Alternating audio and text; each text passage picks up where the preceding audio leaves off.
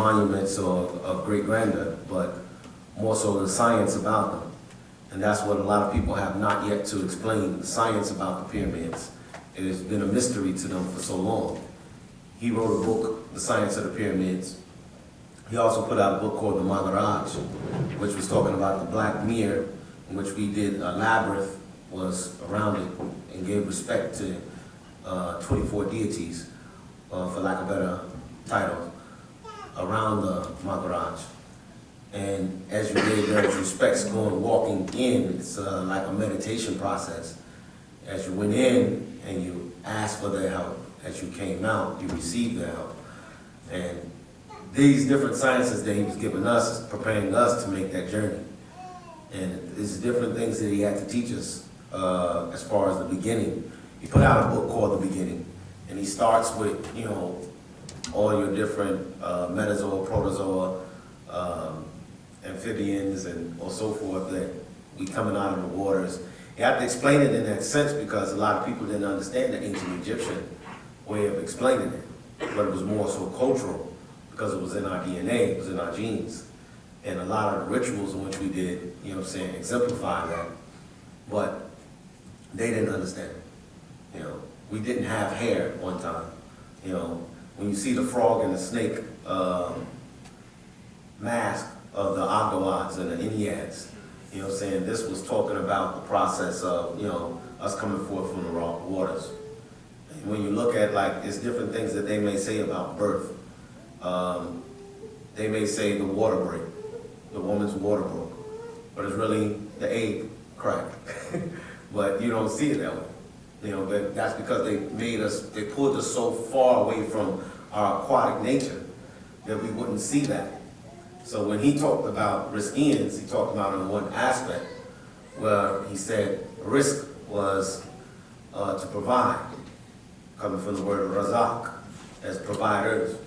Then he had to tell us the story in which why they came here on a journey to actually search for resources that was depleted there, and they needed it to build a atmosphere or a dome of gold.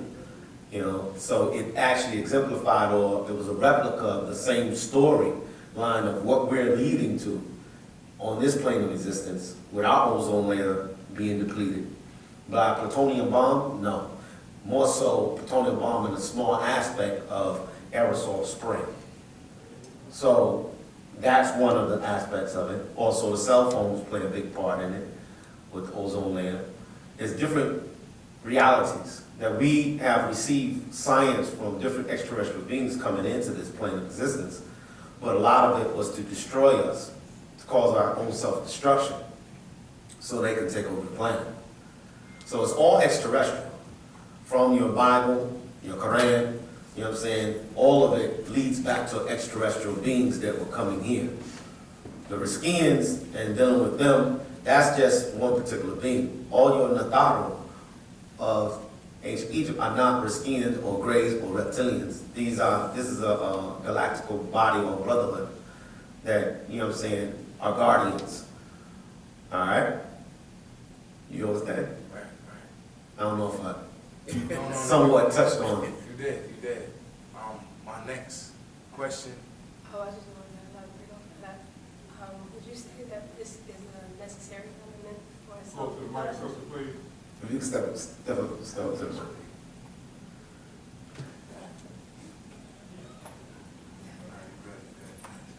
Would you say that risk is a necessary element for self-development? Risk? Yes. Risk in the sense of, you're saying the word risk as taking a risk. He's talking about in the sense of planet risk, the 19th galaxy, Ilion. It is a necessary element. It is, when you talk about element, you're talking about now, in this sense, is the basis of us in our structure of how we were developed, how we were bred or planted on this planet, Plan ET. And it was a plan of them because they took responsibility of this abode here. And it was a home away from home, Iridu, as they called it at one time. It was Tiamat or Tiamet, you know what I'm saying, dealing with a water planet.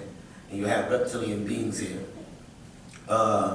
We had different names for them. The Dogons, they called them Dogri, ugly water beings, or, you know what I'm saying? These beings, basically, these were reptile beings. And in Egypt, it was the same way. Now, different tribes, different bloodlines were mixed in with these different beings that were coming to the planet. You had different ones coming in different parts of the planet, and they were mixing in. Like your Caucasians, you had the Halabians or the Flugerods, you had the Palladians, as he mentioned, you had the Aldebarans, and different beings were also at war at the time. Now, when the Riskians came here, yes, it was a risk. You know, because the beings in the waters were reptile and aquatic, and they were also warriors, and they were highly intelligent. It wasn't like they were here to take over the planet. They had to actually how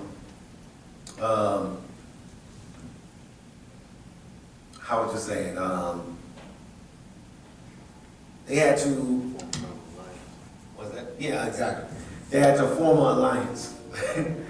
And they had to actually speak with the beings that were in the waters, which were also family, and were so apart by thousands of years from that original family line that they had to be taught and addressed on that manner of your family or your ruler, you know what I'm saying, is here in this star constellation. You all owe reverence to that particular ruler.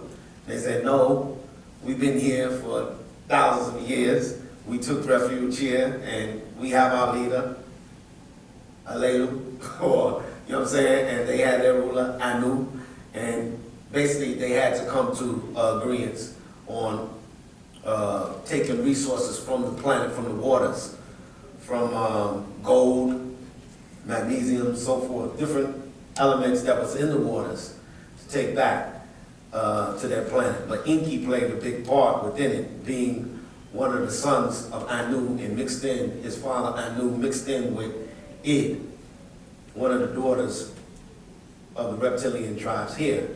And once that happened, that alliance was formed, but yet still war being raged because of jealousies. And that was between Enki and Enlil. Enlil being pure blood and Enki being portion of pure and portion of the reptiles here. But that's the thing in which, in time, the mixing of the blood, you know what I'm saying, plays a part, as well as you look at a lot of us today, we can't get along. And it's not as easy to say just black folks just can't get along. No. You're talking about different tribes, wars that was fought. And all of this does play a part within these beginning stories. But we have to have the truth. We have to have the right knowledge to make the right actions. And everything has to be pulled back together. So therefore, a being has to be sent, you know, to renew our story. And that is Pt.2. Well, Pt.2, within his form and his title, also brings culture and science. And we have to raise our consciousness on a scientific manner and start to reach up instead of waiting for some to reach down. He's been walking on this planet with us already since 1970, well, since 1945. You know, when he was became a seeded entity here from a child, and that seed grew within him, and he became a developed being, more maturity. You know what I'm saying? That being took on more maturity he took on in responsibility of what the actions and the different things that he saw he was capable of doing. And he had to learn that everybody else wasn't capable to do the same things that he was. And when people asked him questions and he had the answers, he found out that no one else is giving these answers. How is it that I have all the answers? Well, he had to find out that it was a being walking with him until one day, at the age of 25, walking home from work, boom, his whole life being basically confronts him and basically speaks to him and tells him that I will be with you. Any questions or anything that you need, just call upon me. I would be right there. But he thought that, you know what I'm saying, that being would appear the same way on the outside of him, not knowing that the being was gonna come through him. And he's trying to prepare us the same way. Once we get to the consciousness of accepting who we are and the disciplines that we have to take to receive that throne in which he wants us to sit on, and that he's grooming us for, then, you know what I'm saying, we'll be able to take the proper steps, you know, as a sacred order, you know, and also as a secret. And you'll know when to secrete what needs to be said to others. But if they are not having an ear, or a heart, or a mind, or a soul, then they're dead. Culture is very important. Language is very important. The tones, the sounds, the vibrations, which is a metat, or a scroll papyrus that Pt.2 has put out. The different tonations and frequencies in which, you know what I'm saying, he's been doing his best to reach out to us from the very beginning, whatever indoctrination in which he walked us through, which it would be in Islam or, you know, Christianity or Judaism, he made sure he gave us the language and walked us back to the point in which we would ask, what was our language? You know, we find out that, okay, the Hebraic school bled into the Christianity school, and the Islam and all that was mixed, and the languages were switched up to cause confusion. And then when you even look at it, the Bible itself, that particular God within himself, within the book, is confusion. Because that's what it says in Genesis. It says, let us go down and cause confusion. Divide the tongues. And cause confusion. So the very book itself is confusion. So it had to take someone who was be considered disagreeable, also a warrior, and someone who had a heart. He had to learn love, all types of love. And that was in your late 90s, on the Savior's Day, I think 92. That's when he said he learned to see the love in which we exemplify.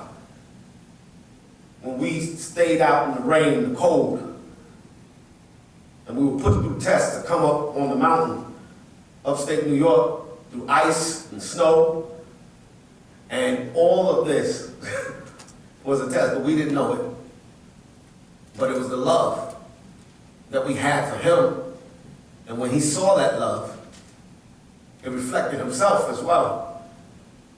What he put himself through for us to make sure we got his knowledge. It was one time in 94, I believe, around 94, he had a class, and what he was teaching us about the 7 days of creation, he started teaching us, well, each day was 1,000 years. That's what it says in your Bible, in 2 Peter. It says 1 day is like 1,000 years unto the sustainable of the Lord. So that 1,000 years multiplied by 7 would be 7,000 years, which would be 1 day actually, by their time. So that 7,000 years times 7 would be 49,000 years, which would take you back to your Adam. So he said, there were beings before Adam. And when he said that, thunder and lightning started to go on. And he said, you see, someone doesn't want you all to know this. They don't want you to go past 49,000 years. And he began to go into it. And they started thundering and lightning. And so they are there. They are here. And there's beings amongst, they have disagreements, just like we have disagreements. And they didn't want him to go past that 49,000 years to give us the true story of our existence or our beginning. But risk plays a very great deal in our beginning. You will go back there with the 76 trillion years of knowledge. He actually put out, the lessons of Wu-nuwaupu. And that was a few years ago.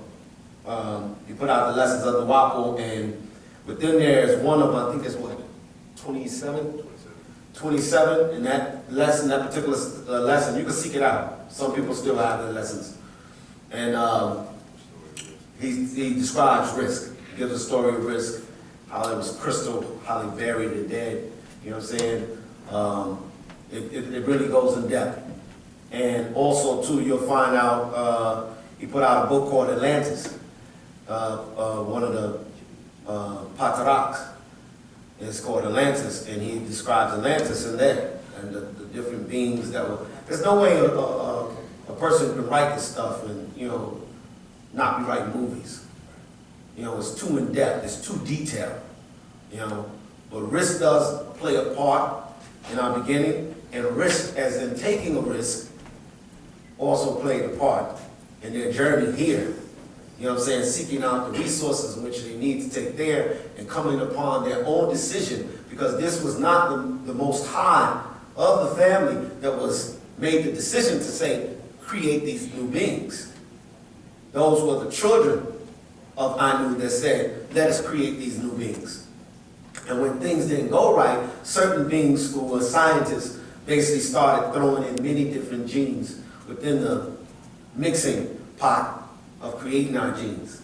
And that plays a part in different sides of the story, where you may have Enki, and also in ancient Egypt you have the story of Geb and, you know, Khnum and so forth, and it plays its part. Everything, you know, you have to put the pieces together, and it basically is going to take much study, and it's going to have to take much asking of questions.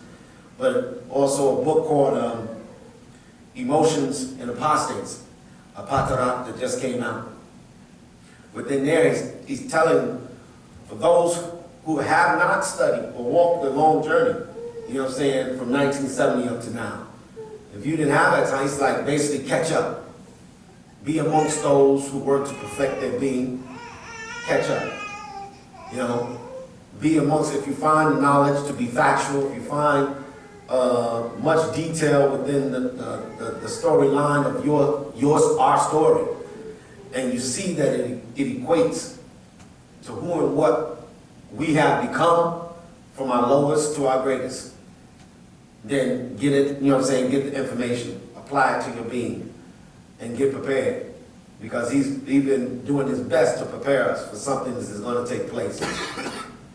You know, like I said, over 10,000 years ago, the destruction hit this planet, and it's going to happen again. Is there any idea of time frame? Time, you know what I'm saying, is more so on us. You can research your class. We have our own time. And he's talking about the calendar on there. And it's us that holds up a lot of different things. He may put out a new calendar, or it's up to us to actually pick up the old calendar and show some interest. Because within him giving us culture, he's going to give us that. There's a meaty tat that you can also seek out called the Lost Records of Time. And he's talking about, you know what I'm saying, he's going into why this dimensional shift is coming in. And he's talking about the Dendera and what you call the Zodiac, and this particular book here. And he goes into it, you know, in detail, like telling you, like how the different stories got mixed up, how time got lost. And it's very important for you to know the details of why they added in the Bible, the biblical names. He goes into that. How the Caucasian is basically pushing himself out. Dimensional Shift is another book that deals with time. You know, and yeah, and the cycles, and that's another mean tat, like the book here. You know, so when you go check the bookstore and see if they got these mean tats, and basically do your best to catch up, because it's a lot of science. And when we start to go into it, and you have those questions, you'll be able to follow along and play your part within, you know what I'm saying, knowing. Because once you know it, then you know how to move within your everyday walk. You know. Your everyday talk. You know you won't waste time. You actually, you know what I'm saying, it becomes a thing when they have beings that came in to the planet, sped up the ecology of the planet. So it threw things off. Even with creating us, it threw things off. So there's a reaping, or we call it, I don't want to say a rapture, because that's like raptor. They're gonna eat. But it's more so a remnant of those who consciousness can rise up to the level of those who created us. And that's what they're looking for. So it's not in everybody's genes, or like they say, Genesis, genetics, it's not in there. So with that, I'm passing on to my good brother, Sumi Tut.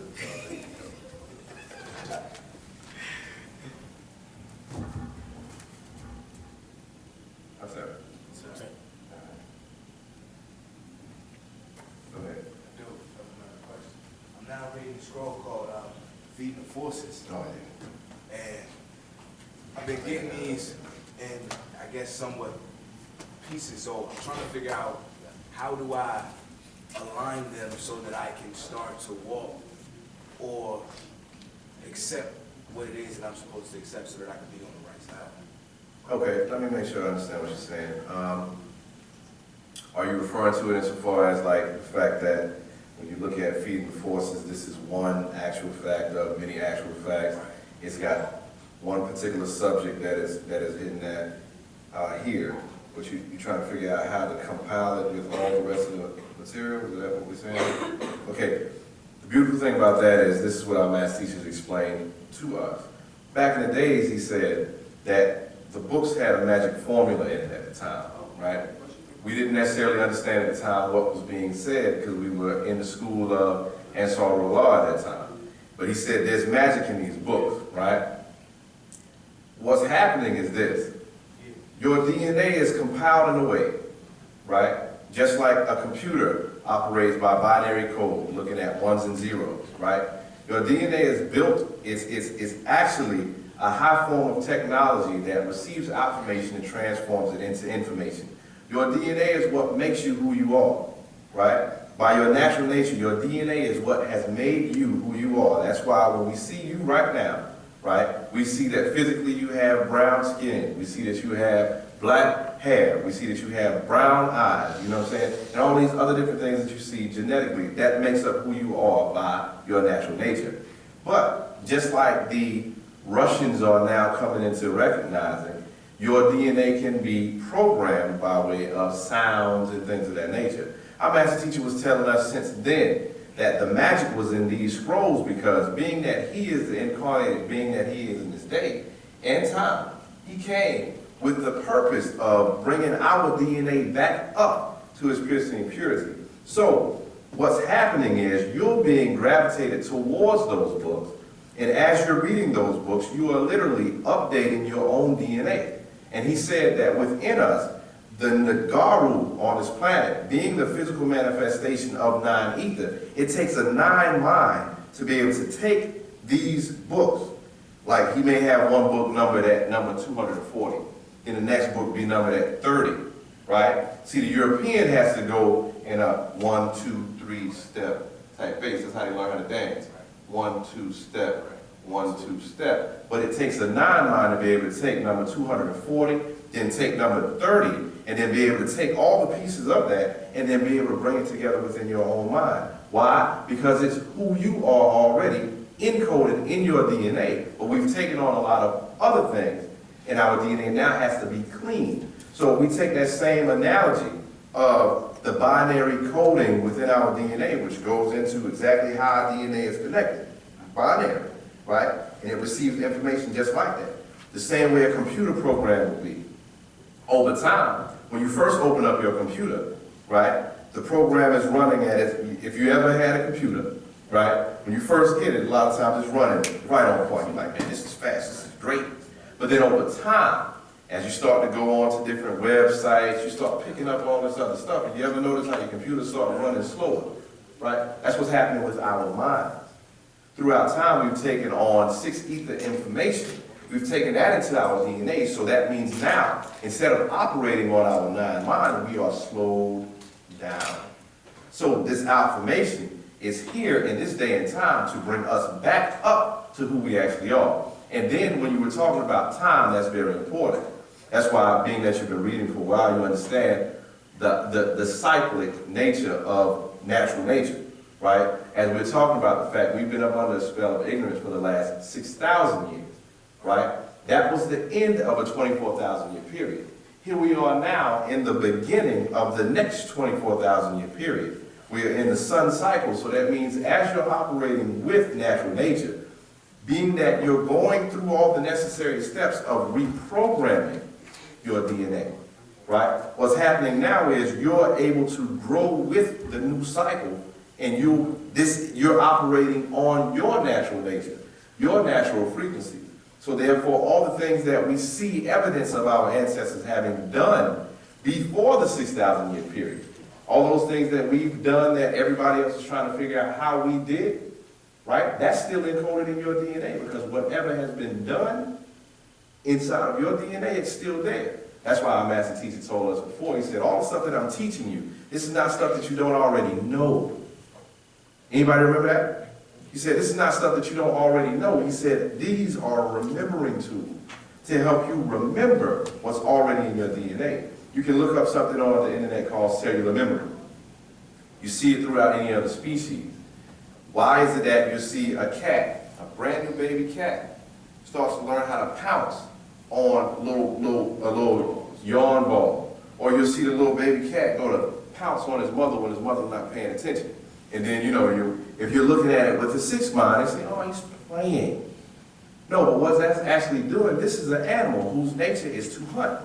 What that thing is doing is, it didn't have to read a book which told it, okay, this is how you prowl. This is how you pounce. It didn't read a book that told them that. That's something that's inside of its natural nature. So it knows to do that. So it begins to do that because it's operating in its natural nature. This is what our doctrine helps us to be able to do. We're going back into our own natural nature. You follow? So that's how you're doing it. You're reading the books, and your mind will put all these different things together. As our master teacher has explained, when it comes to subconscious, anything that you do, it's already stored in you. Any book that you've read, all that information is already there. Sometimes you may not remember it directly consciously, but you may have to have something that sparks it. Then you'd be like, oh yeah, I remember I read that, boom, boom, boom, and then that makes you think about the next thing. Now, master teacher explained, I can't remember which class he said this on, but he said, this is the difference between himself and other teachers. He said, I make you a part of the learning process rather than you being like going through a European school where they say, okay, this is what this word means. Memorize that. We're going to take the test. Once you memorize it, boom, right? We take a test, you get an A or whatever, you feel happy about that, boom. All you did was memorize it. He said, we don't operate in that sense because what happens is he'll take us so far up to a certain level of information, right? And then he'll mention something and back all the way off of it. And then when we hear it, we'll be like, hold up, I didn't hear that before. What did he just say? And then when you take a personal interest in what you just heard, then you start to ask him questions on it because it's like, okay, wait, I knew all of this up to this point, but I don't know that. And he only gives you a little bit just to get your, get your tongue wet a little bit on it, right? So you turn around and he won't mention it again for another 6 months. So now you got doing all the research you can on that topic, right? Then he'll turn around and 6 months later he'll go to mention it again and give you more bill, and then you're like, oh, that's what he was talking about. Because now you're a part of the learning process. You've taken this personally because you recognize that this is who you are. You follow? So our doctrine, as our master teacher explained, Wu-nuwaup is a genetic doctrine. Everything that we're doing deals with who we are by natural nature, and you find that manifested physically into your bodies by way of your genes, which goes back to one of the other things that you was asking about, the physical attributes that you see in different beings on the planet on this point in time. There are 223 different genes. Everybody got all this off the board already? Don't believe us, check it out. You can refer to that book that you were talking about earlier, actual fact number 22, called 18 plus 18 plus 1, mitochondrial, the genes, 37 genes of the mitochondrial DNA, right? And in that it explains the fact that scientists have found that there are 223 extra genes that are found within the human genome that they cannot find any precursor to in any other biological beings on the planet. So just based on that reality, they know that these genes are coming from outside of the gene pool that's or native to this planet, just in and of itself, right? So when you start seeing these different traits, you start talking about traits that you're seeing from all types of different beings. Like if you can recall, you talk about, like we were talking about the Wu-nuwaup when you were talking about Yaku. That's a group of beings. These beings used to live on risk as well. They were Nagaru in appearance. You have another group of beings by the name of D-Rose, who had like a elephant-type trunk nose, right? And they were extra big, fat, right? So you see genetic anomalies within beings on the planet here because these beings were living underground. They would come up and mix their seed with different beings. You have different beings from all over that would come to this planet for different reasons. Some beings came to this planet so that they could actually create different beings just to see how this mixes with that. Like you see people doing on this planet right now. When you see somebody mix a tiger and a lion together, then they say, oh, if it's a male, it's a tigon or a liger, however which way it goes. But you got different things that don't mate naturally in nature, but in their mind they say, hey, I want to see how that works out. And that's referred to the movie The Island of Dr. Moreau. Because inside of that movie, you see this one scientist who just did that. This was just creating different beings because he had nothing else to do. You see what I'm saying? So you have different beings that came to this planet on that mindset. You had different beings that came to this planet for food. You had different beings that came to this planet for vacation. You had different beings that came here for the energy vortexes that was on the planet. You follow? So there's many different reasons for different contacts, but that absolute contact is genetic contact. You follow? All right, so to answer the question, your non-mind will be able to put all this information and outformation. It will exchange or change that outformation into information in you because your DNA is made like an antenna with the purpose of receiving that. Now, as we're getting more and more information, we learn that we have to get onto a particular frequency in order to receive the messages that we're supposed to be receiving in this point in time. That's why when we refer to Patarak, our wavelength, or our tone's wavelength A, right? It explains, know that frequency, this is verse 7, it says, know that frequencies are only resonant when the one wavelength is an exact multiple of the other of the same key. What does that mean? If you have tuning forks, right? This is, you don't believe me, Bob always said, don't believe me, check it out, right? You have something that they call sympathetic resonance. All right, inside of the word resonance, what you're seeing is the word son or sonics coming from that word sonic, which is talking about sound, right? So when you see resonance, it's saying resound, right? Okay, sympathetic resonance is when you have two tuning forks, right? If we're talking about music notes, right? Let's say we're talking about an octave, we're talking about notes from A to G, right? All right, if you have A at a particular octave, for instance, let's say 440 hertz, right? When you start having exact multiples of that, if you're going an octave below that, you go to 220. Below that, you go 110, so forth and so on, right? What will happen is, if you have an A tuning fork here on 110, an A tuning fork here on 220, an A tuning fork here on 440, right? And you got B, C, D, E, F, G, B, C, D, E, F, G, B, C, D, E, F, G all throughout, right? And then you hit this 110. Right? What will happen is you can actually mute that one out, right? And you'll still hear the resounding of that tone at 220 and at 440, but you will not hear the B, C, D, E, F, G or any of the other tuning forks that you have in between them because they're not exact multiples of the frequency here. You follow? Because what it does is when you hit it, it activates the air particles to that frequency, so it touches the other ones, and those which are in tune will also give off the same sound, right? So, just as an analogy so you can understand the music theory of it, right?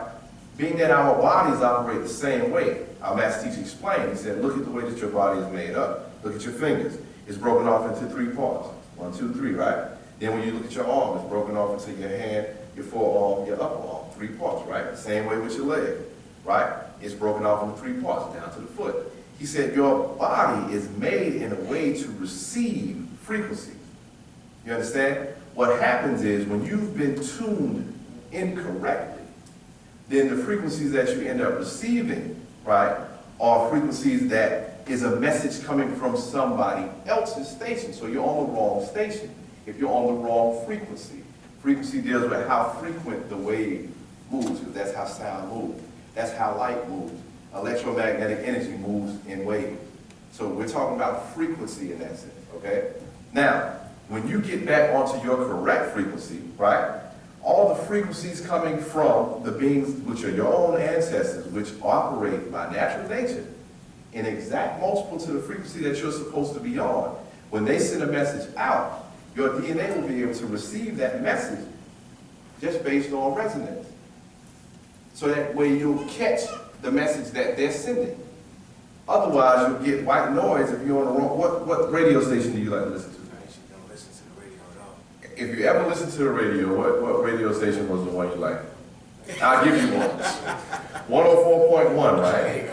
All right, if you go to 104.1, that's a radio frequency. You got an antenna on your car. It's set up so that when you turn your radio to that particular frequency, what it does is it catches it on that station, right? So that means if you're on 104.1, you're going to get the message that you wanted to hear because you wanted to tune in to that station, right? That's where we are here. Now it's time to tune in to your frequency. That's why we have our doctrine. We have Patarak, which is our way. We have Wu-nuwaupu, which is our language. You understand? We have our culture, we have our dress. All of these different things change our frequencies in all different ways in operation in our natural nature. So therefore, all the energy that our ancestors had when we were building the greatest monuments on the planet, when we're doing all the things that we've ever done, that means we'll be able to then move in that same way now. That's what time we're in. So like when you ask the question as far as, is there a time limit and things of that nature, the time is now. That's what the master teachers always explain to us. The time is right now.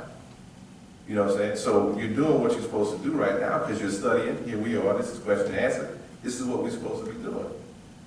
Along with making sure that we do everything within our power right now to free our master teachers so that we can move on to the next level. If that answers your question. All right, you had another one? I do. I see your wheels turning. So I do. Because when I first started studying and becoming conscious,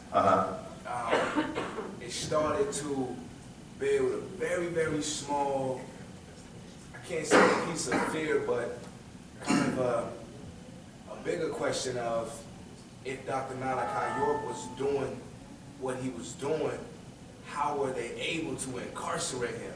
Right. And to know how the white people orchestrate their government and their laws and everything else that's essentially set against us. How do I know that if I follow to the fullest, that I won't end up in that same parameter? I got you. That's interesting because when I first got into doctrine, I was reading a book called Luciferian Conspiracy, right? By our master teacher. I was reading it and I was trying to talk to my father about the doctrine at the same time. And my father is a Baptist preacher. I'll probably say this, I'm probably on tape saying this like so many times. But anyway, as I was reading that particular book and I was explaining to him about who the master was, yeah, this is the book right here. Thank you. But as I was reading it and I was showing him and I was telling him what they had done to our master teacher, right? My father gets afraid real quick, right? He was like, yo, he's like, listen, you see what they did to him? They did it to you, right? So the fear of actually going forward and being correct is something that has been also bred into our DNA throughout the fear of slavery throughout this, last 400-500 years, right? So that's a part of who you are too, now who you become. You got to get over that fear of this Caucasoid power structure. We think, okay, yeah, he's got all that power, what have you, what have you. Because the trip about it is, the first thought that we have is, how is it that the master knows all he knows, and then they took him? The funny thing is, that's not what he told us happened. He told us that he allowed them to take him so that he would be able to take us to this next level, because he needed to back away from us for a while, because we were still asking him questions on certain levels of religion that was keeping us from getting the next level of affirmation. You follow? And he also said, he told us before, like in the 80s, he explained in a tape called The Persecution of Our Leaders, he explained that this was going to happen. He said, they're going to take me. And then he said, when he said it, he said, they're going to take me. And he said, you're going to ask yourself the question, what you're saying right now, isn't Allah subhanahu wa ta'ala going to help me? He said, no. He said, did he help John the Baptist? If you're familiar with the story of John the Baptist ended up having his head served up on a plate. You follow? The master explained to us then, he said, no. He said, it's going to be on you to get me out. You see what I'm saying? So this is all a part of what we have to do, because just like it was told to us in the doctrine early on, he said that we have enough beings within this atmosphere right now that is just waiting on enough of us to want to change the energy on this planet. Right? He's always taught us that. When it comes down to the power of our Nadaru, the power for them to change it is already there. The question is, are you willing to step forward and go ahead and do what needs to be done? That's where we are. Remember, our master teacher explained to us the difference between us when we were going through the school of religion and the difference of people who are still in religion to this day is that instead of us being the ones to worship a Muhammad or to worship a Moses or to worship a Jesus, he said we put ourselves into position to become Muhammad, to become the Moses, to become the Jesus, which means being a Wu-nuwaupian, when we step out here every day, it's different than what everybody else is familiar with. So you're already on that chopping block. Just like the brother mentioned earlier, when we put on African garb, when we go out, we got our own brothers and sisters first to look at us crazy. You see what I'm saying? And the other thing that I wanted to make sure that I mentioned with what you were saying is, we also can't be so caught up in the spell of giving the Caucasoids as much power still by us saying, oh, they so much more powerful than us, they got us like this. The reality is, we got us like this at this point. Now, with all that we know, we're the ones who have ourselves in this position. They don't have the power over us to put us in this position anymore. We have to do what's done by way of our way and these actual facts to free ourselves. Our master teacher told us always that the helping hand that we're looking for is where? At the end of your own arm. At the end of your own arm. Our master teachers never told us to walk around blaming the white man for nothing. He has taught us by way of the doctrine we are receiving now, talking about inclination, as we were learning about the fact that these beings were grafted, who these beings were grafted from. We're learning that they have certain attributes that is natural to who they are as a beast on this planet. So when we get to understanding inclination, go back to the class on Wu-nuwaup.com, the updates there, from April 17, 2013. There's a class that the master was given on a Tuesday night called Inclination. He talks about what's happened within the beings on this planet, still in line with everything you were asking earlier about the different traits that you see of people on the planet. When we get to this point of understanding the different traits of beings from outside of this planet, and then we can see their offspring here on this planet, what we're able to do is we're able to then start seeing when we're looking at a being, what voices those beings are actually listening to or what they're inclined to do. And then just like what my brother mentioned earlier about how in nature you have beings who mark their territory, right? You'll understand how not to go around that particular being because you understand its nature, right? And when you said the question that you said earlier about with these beings having these different natures and everything like that, you said, how is it that we will be able to make it work? The way that it worked and has always worked is by way of order. here inside of Pasarak, Surabu, it tells us that, it says, those of Sahat, Orion, set up what's called Marzak, or risk command. And it's also in verse 43, it said, those of Aldebaran moved to Orion and set up what was called the Ashtar command. These albinos worship one, Atar, deity of light and fire. And those of Sahat, Orion, set up what was called Marzak, or risk command. And these two kept the order for many Tapalak worlds. Many of the beings who came here will take on physical form while here or incarnate. The highest of all was called Pt.2, over all. Now, order is what kept all these different beings in line. That's why we have confederations. We have intergalactic confederations. There are rules that are set up. There are rules that are established. There's intergalactic rules. There's intergalactic law. That's why when you go into the Christians' viewpoint of the Nephilim having come down, the 200 beings that came down, as we now know are the Igigi, which are Anakim or Anunnaki, who came and mixed their seed with these offspring grafted Caucasoid beings on the planet. Then the offspring that came out of them was wicked, evil beings who was eating straight flesh and everything like that.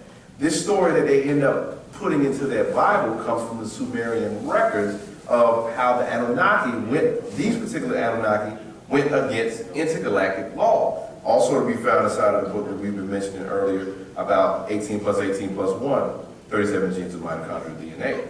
So what you're dealing with is you're dealing with how order is what controls or keeps these different beings in line. Even if there's conflict between them or what have you, there's order still. You understand? So eventually what happens is nature works itself out. Just like what's happening right now. You see nature is literally, there's a pattern called the formation. And what it talks about inside of the formation is how what you're seeing with all the changing up in the weather and all of that, this is literally the same way as your physical body. I was sick like 2 weeks ago, right? Your physical body is just like this planet Earth, being a part of it. Over time, you're able to get those invaders out of your body because it goes through those different storms. Like you go through the different storms like the sweating, you're raining, you got the heat, it's extra hot. What's happening is you are getting rid of those invaders. That's what's happening on this planet right now as natural nature is terraforming to get rid of the manifested disease on this planet right now, which is your Caucasoid race. So as our master teachers taught us, we don't have to do anything when it comes down to that, but back up and get out of their way. We just got to make sure we stand ourselves squarely as who we are, so we operate with nature. And it's their nature to go against nature. They can't win against nature, so nature will roll over them. And we'll be rolling with nature. You follow? Good to go. All right, and with that, I'm going to go ahead and change the class over to my good brother. I'm sorry.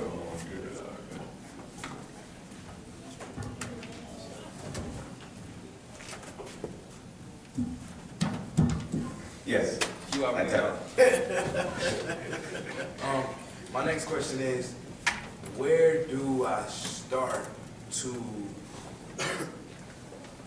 learn the original language of our people?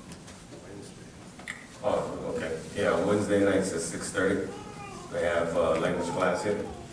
And also for the children on Saturdays, what time? You know what time on Saturdays they had a class for language? Like 10 in the morning? Yeah, 10 in the morning for children. You know what I'm saying? You can come to either or, you're still gonna learn. So, yeah, they may have the language book on the table back there as well. Is there any web things that I could go to or any, because I Yeah, just he's gonna write it on the board. Yeah, most definitely.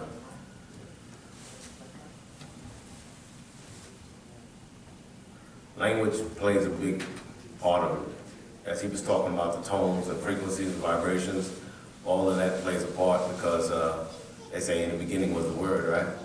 Well, scientists know, and they have been knowing for a while how tones, like with words, play a very important part on structure, how things are formulated. You can look that up on YouTube as well. How, you know what I'm saying, frequencies in water, being that your body is 75% water, you know what I'm saying, how different frequencies and tones and vibrations play a part on you, changing, distorting, and so forth, or even building up or sustaining your body, yeah? So what he's giving us, as he is the master teacher, you know, he is the master of the heavens and the earth. He has the information. He has the root of our ancestry line and that knowledge, that history. So he knows he was there when our creation was made, and basically they came together and they decided to make us. So he knows the tones that are needed that makes us who we are. You know what I'm saying? That will bring us back to the consciousness as well. Like he said it's you know, basically it's certain words that he can say within your ear. You're God again. So they know who he is. And they know in the year 2003, he was going to bring everything back together, being that he took us through so many different schools and so many different orders. Some people got left behind, and they got distracted by, you know what I'm saying, a few haters and things like that, that also were here to do that, you know, specifically, whatever agency they may be a part of, or also you had those who just disagreed, you know, and within the negative parts of that, the people who got attached to that, and that got clung onto and pulled them away, basically still knowing that he taught those languages throughout all those years, up until now, to our own language. And it verifies itself and proves itself to many of the leaders that came before him in their statements, like Elijah Muhammad, the Honorable Elijah Muhammad said that, you know, the man who brings you your language, your flag, and your land, that's the one you follow. Basically, also, he said God himself will come after that, no one else. So when he explained it to me, myself, within the class, asking him a question, I said, basically, I was asking a question about my son and his birth, and he was telling us to put, at the time, we were going through a Moorish school, so he was saying, give the children Moorish names at birth. So I was asking, I said, well, do you want us to put our Moorish name on the birth certificate? Well, he said, see, he said, y'all, he said, children can't never have nothing by themselves. Y'all always got to add yourselves in. He said, I didn't tell you to add your name. So he said, I told you to add children's name. He said, I know what I'm doing. He said, just be patient. He said, because he said, I'm the man who is here to teach you everything. He said, I have to teach you everything. When I say everything, I mean everything.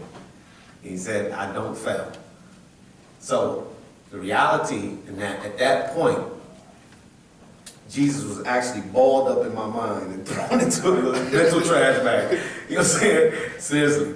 At that point, I wasn't looking for no Sananda, no Tammuz. I wasn't looking for none of that. I knew who the man was standing before me. Something in my DNA and tones of his voice and what he said, I knew that he wasn't lying to me.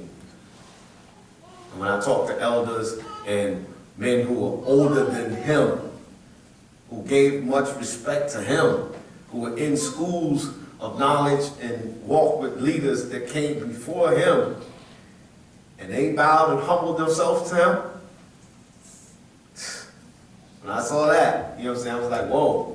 Men his same age who said, he taught me how to tie my shoes again. He taught me how to drive a vehicle again. It's knowledge that we surpass by arrogance of thinking that we're the greatest beings on the planet. That's why we do things like get pets and, you know, put ourselves on pedestals. It is nothing. Even though I stand at a podium, I stand at this podium in representation of the grandeur of knowledge and where it can take us, you know what I'm saying, where we have to represent each other. So when I stand up here, I represent you. When I stand up here, I represent everybody who's out there in the audience. I represent those who want to learn. And sure enough, I represent Wu-nuwaup. So I do my best in giving you the answers that you seek. but sure enough, know that they're in you just like they're in me. And the sincerity within your heart, you can catch on to anything within this information. This brother came to this information, after me. But I respect the way in which he studies and he teaches due diligence. And you know what I'm saying, catch it like that. It ain't the times, man, it's the sincerity. I'd like to add a key point about the importance of that language. Thank you. I would just like to add a key point about that language, the importance of it. It can actually change your genetics, change your DNA, it can change the way you look. It can change that muscle in your voice box. I forgot what it's called. What it's called? Larynx. Larynx. Yeah, it can actually strengthen that. If you take a woman from India, right, and you tell her to come over here and learn the American language, right, it can actually change the features in her face. It actually changes you genetically. When you learn this American language, it weakens her genes, this American language. So that's how important Wu-nuwaup is. That's why he stressed to learn the language. So you can become that Wu-nuwaupian. I had to add that. That was an update, For sure. Because anything that they stress, sure enough, know this, is that as important as it is for them to degrade you and spend billions of dollars and millions of dollars to block information from you and to give you fiction through movies and cinema and magazines or magazines or magazine, that's the way in which, it's also on the flip side. You're going to get the greatness in yourself. You'll know how important it is for you to learn what anybody is going to give you that is great. He said if we could just digest a fourth of knowledge that people share with us on a daily basis, you'll see how great you become. But a lot of times we let stuff pass in. Like I said, that arrogance and that ego is something to really box down. And it takes a lot of discipline, it takes a lot of humbleness, and it takes a lot of silence. That's why he tells us to even practice, an hour or two of silence a day. And it really helps you to go in. He also told us to practice things such as try to sit for like 5 minutes without thinking of nothing. Don't let just random things, basically it helps you to discipline yourself. You're not letting random things just go on in your mind. It's a form of meditation. Yes. Concentration plays a big key in meditation.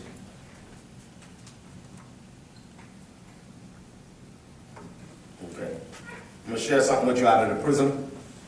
It's verse 47, starting page 4. It says, so voices of other races, words, songs, chants can affect your DNA. And being the God of Negroids vibrate the highest, all other can only do you harm. If you allow it to enter and transform your inner voice, as 6 ether beings do with their voices and what they call music, or their prayers, repeated phases, invocations, affirmation gospels, mantras, hymns, the very sound of their voice over and over is not healthy for you Nagato Negroids. The world of form can be changed by lights, sounds coming into your body, and their dissonant sound create chaotic forms, beasts, demons, all from a small white orb of light, or white light, Korriganis, fairies. Learn to speak Wu-nuwaupu in your own tones and words. It is based on optical manifestation of sonic energy and blocks out all interference of demonic tones. It's about vocalization and visualization, which equals manifestation. Follow? So a lot of people wonder, like, how are we going to become these great Natharu? Well, the language plays a very big key. Everybody sure? Oh, yeah. I got a question. I forgot. Right. It's like that being random. I usually don't have that many questions, because the doctrine is instilled in my genes all the way. But anyway, I tried to get my mom to read my brother, the extraterrestrial, written by his, well, I don't know if it's written by his sister, you know, but you know that book I'm talking about. Mm-hmm. And there's something that she said to me, and I really didn't pay attention to it, but I did pay attention to it. Mm-hmm. She said, I was reading it or whatever, and it was talking about Barack Obama in there, how he was talking about he was going to be the president, you know, after George Bush. And she said, well, I tried to check it, and there's no copyright. So I don't believe that. See, me, I know that he's forecast things better than that over the years. Mhm. I already know that, but I can't get her to understand that because she's not in the dark. She don't know. Okay. I don't know if any brothers or sisters can help me with it. There's a class in which he has on the internet, and he says it clearly. It doesn't say Barack Obama, but he says that they're not going to be in the presidency. You know, white people are not going to be ruling this country. He said, not long at all. He said, you'll see it very soon. Basically, he calls it out before Barack Obama, you know what I'm saying, becomes president. Right. I forget, you know, he's basically just saying, you're asking, is there anything else that can give a more vision Yeah. on who he is and, you know what I'm saying? No. The question is, why isn't there a copyright in that book? Oh, I mean, copyrights, basically, I mean, that's just based on if the person wants to put a copyright on it or not. You know, the book was basically being worked on for a while, and he wanted the book out. So it could be just time, you know what I'm saying, of just getting the book out, or it doesn't, you know what I'm saying, really matter on the basis of a copywritten situation, because also, too, you're looking at a lot of it is a compilation of different letters and visits of his own words.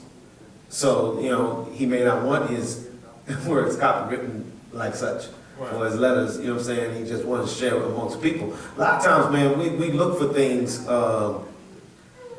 based up, yeah, you know, those are things that the Caucasian came out with. Right. And we got caught up in that type of world, you know what I'm saying, of contracts and all of that type of stuff. And we did things by word and heart and vibration. Right. You know what I'm saying? If we could feel a person, we could vibrate with a person, you know what I'm saying? It was fine.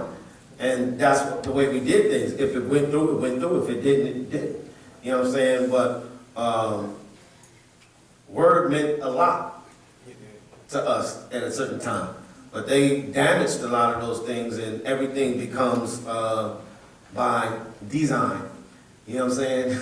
And it becomes, you know, the signature and everything like that becomes null and void. I mean, it really don't mean anything after a while.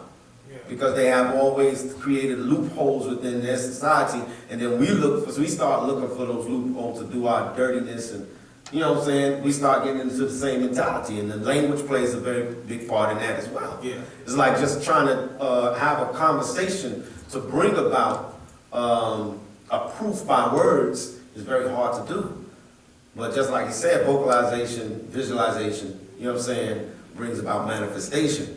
It's just speak on it, you know what I'm saying, it may pop up like he spoke on it. He spoke things. Yeah. And when he spoke things, by help of his galactical brothers throughout many times that he spoke upon things, boom, there it was, it came about. And it just may take time for the manifestation, for that person to have their conviction, to confirm, you know what I'm saying, who he is. But other than that, it's really not much we can do except, you know what I'm saying, the information speaks for itself. The science speaks for itself. To put things together in the way in which he does speaks for itself. Extraterrestrial, first of all, sometimes people get things far-fetched because their minds go into this mentality. It's still planted deep inside regardless of what people say. It's still planted inside. The moment someone says extraterrestrial, you think it's some weird creature with 6 arms, 7 legs, you know what I'm saying, 1 eyeball, you know what I'm saying, and just makes gula sounds. You know what I'm saying? That's not the, you know, you have very intelligent extraterrestrial entities that come to this plane of existence. They come as light, they come as small bacteria. that can enter your body like AIDS and, and other, flesh-eating bacterias that devour us, and this is supposed to be God's creation. At that very point, it knocks God down. Right. His power, his authority is knocked down. So it's different things that people look at, but if you break down the word to her, extra, terra, astrum, something extra to terra, from the astral, from the stars, that basically came here, extraterrestrial. There's nothing big and deep about it. If you even utilize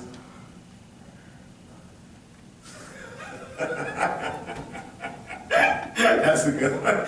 He said he don't see no copyright here either.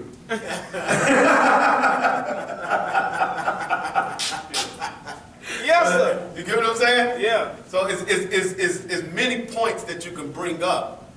And that's how we play ball. It's like, okay, you want to play ball? Let's play ball. You know what I'm saying? Because that's the Wu-nuwaup mind. Right. That's that nine mind. It goes outside the box of what you want to meet and, frame me in. When I say that I'm extraterrestrial, you have your definition. When I say any school that we walked through, anytime we said what we were, people already had their own definition in their mind of what we were. So it doesn't make a difference. You know what I'm saying? When you're actually trying to explain things and they're still thinking with their mind and their poison. Right. It has to be, give me a clean slate. Give me a clean canvas. Now let's paint the picture. We're going to paint this together. And as you walk and talk the talk, it's word for word, explaining the definition. That's why he does that. He's not trying to insult us or step on our toes by explaining, let me break down the word the. He could write a whole book on the word the, you know that. Yeah. So these are the things in which he does just to show the intelligence level. You know what I'm saying? It can go very high or go very low. It can stay very general. He can stop, he can see the stress in somebody's face and say, okay, let's talk about Jesus. Yeah. Just to save that one soul so they won't lose their mind. Because this information can be that heavy. So sometimes, don't go with the extraterrestrial stuff. Go with something just very minute that they'll see. Like, wow, you know what I'm saying? He said that, and here it is. Or he said that, and there it is. If you're looking for a copyright, you know what I'm saying? Copyrights are done for law matters of money.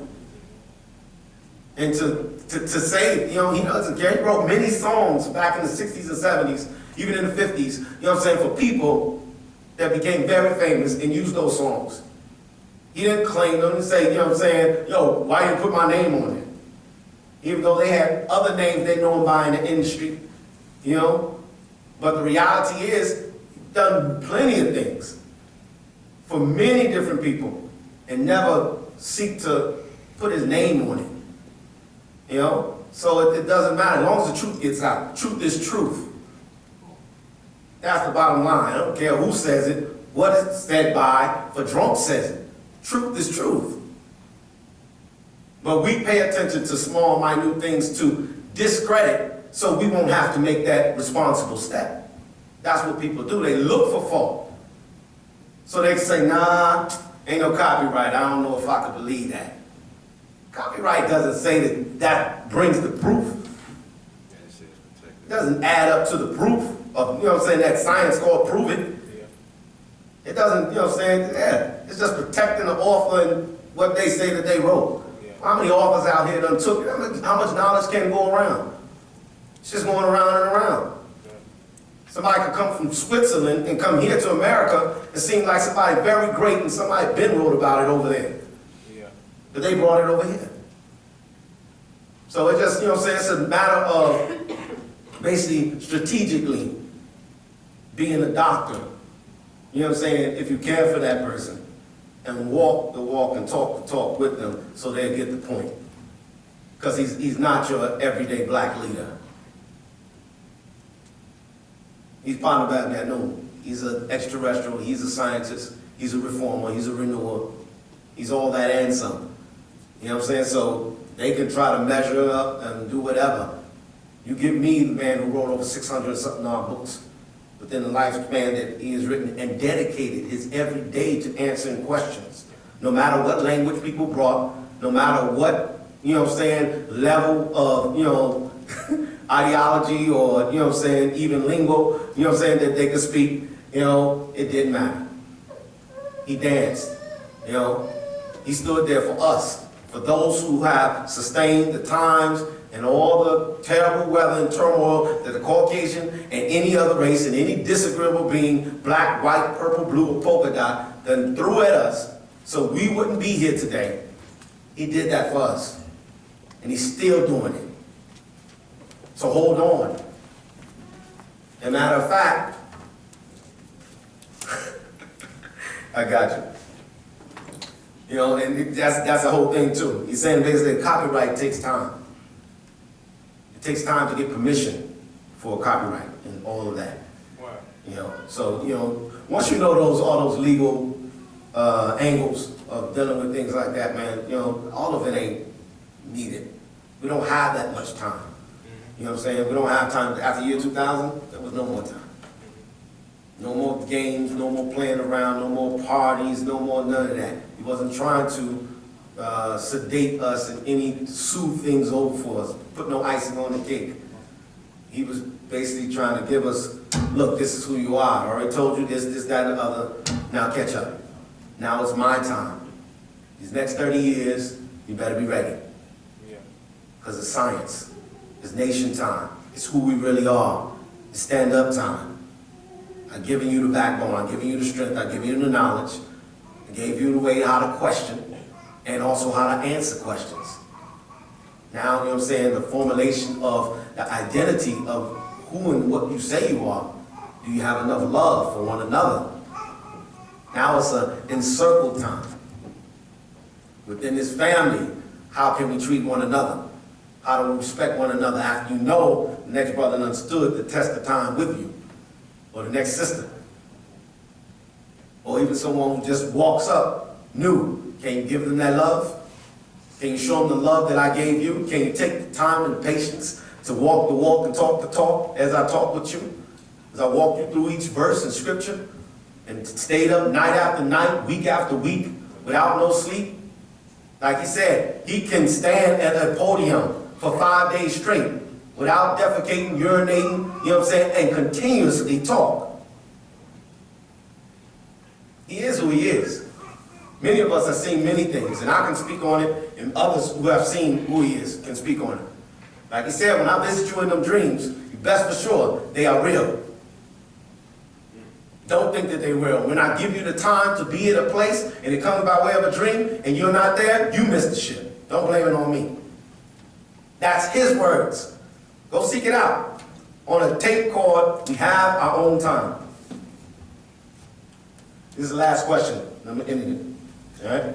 Yeah, I've had a lot of family members go into the afterlife recently, and how would they get the information to go on to be the light beings and to go on to the next plane? How would I get them that information?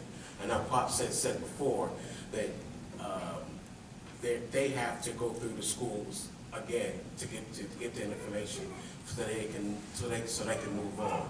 But I forgot how he said that they would be able to get that information to go on.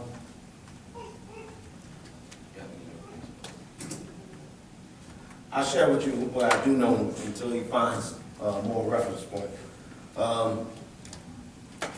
He shared with us that, you know, since he's been falsely incarcerated and basically kidnapped, he said that many of our relatives have come to him since he's been in there, who have passed on across the world. And many Wu-nuwaupians who have passed over, they come to him. He is a mediator. They know that. So they will come to him to get messages to us. But he said he will share those messages if he has the time once it comes out to those, you know what I'm saying, they came to give him messages. But at one point in time he said, you're the savior of your family. So it's genetics. They still live in your blood. They still can come through you. They still have desires for this realm if they have not moved on. All right? So once you start to exercise Wu-nuwaupu within yourself, Wu-nuwaup, and you start to suppress, you know what I'm saying, those desires and those weaknesses, and you address those things with responsibility and that energy, and you put it in its proper place, in its proper order, then, you know what I'm saying, they are relieved as well. So That's why he's telling you about the 30 spirits. And he's telling you about, you know what I'm saying, the genetic kiss. And he's telling you about all of those things that align himself with that, because he's saying that's just a negative aspect. So you would take proper steps and proper decision making. It's not for you to say, I'm never gonna kiss nobody again, I'm never gonna, you know what I'm saying? No, it's to say, you know, it's a balancement. There's positive and negative in everything. So you have to utilize the sciences of what he's given us in a positive manner, so you get the best results. When he say diagnosis of the races, that Pt.2, he's telling you, diagnose yourself. You know, fashioners, creators, and makers, he's telling you how great you were, how, you know what I'm saying, the good things that you can do. He's telling you about the Wu-nuwaupian man, the Wu-nuwaupian woman. All of those things are disciplines and character builders. You know what I'm saying? So you can exercise those demons and those disagreeable family members and suppress them, put them to the back, so they're not in the driver's seat here and now and causing problems on your everyday journey and keeping the cycle of negativity going where you don't get out of here. Some of them don't want you out of here. Some of them don't want to get out of here. So they use you to do what they do. So it's just up to you. There's a YouTube video that you could check out. You can check out Pt.2, Death, After, and Ethereal Planes. Also in AEO, seek out AEO, the Ancient Egyptian Order. Within that order, you'll learn other aspects of different things that you can do to reach your ancestors. You follow? Yeah. All right. And I'd like to thank everybody for coming out. Once again, hopefully we'll see you next Friday. And also remember that we do have the Wu-nuwaup class every Wednesday, 6:30. And also Saturdays at, I think, 10 a.m. And also join us on Thursdays with our Council of 24 Elders upon the Babyanun for chanting and prayer and rituals, spiritual rituals in which we do. And of course, Fridays we have this class. Where all family members are welcome, Wu-nuwaupian men, women, children. Come and learn, and let's build ourselves as Pt.2. What out?